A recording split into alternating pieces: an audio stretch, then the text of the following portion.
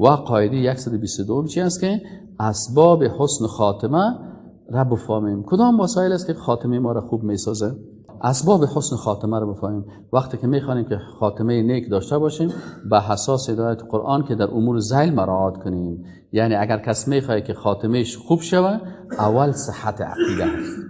صحت عقیده یکی از اسباب حسن خاتمه که خاتمه خوب می باشه، صحت عقیده هست. چرا؟ خرابی عقیده انسان خراب می‌کنه. دوم استقامت است.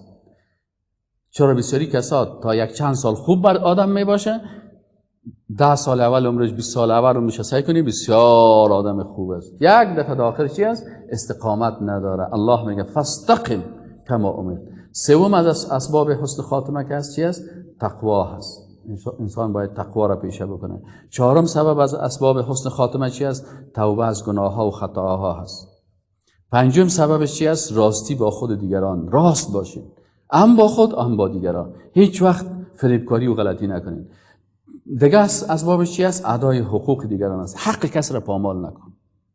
از مادر است، از پدر است، از خواهر است، از خانم است، از همسر است، از شوهر است، از همسایه هست.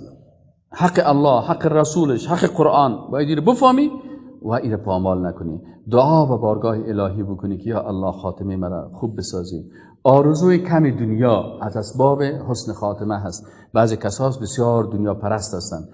از دنیا همقدر منیس یک وسیله استفاده کنی. زیاد یاد کردن مرگ زیاد و گمان نیک به الله داشته باشی. بهترین چیز از اسباب حسن خاتمه چی است؟ که گمان نیک به الله داشته باشی. همیشه امیدوار باشی که من ان شاء الله جمله چی هستم؟ جنتی ها هستم و الله خاتمه خوب می‌سازه.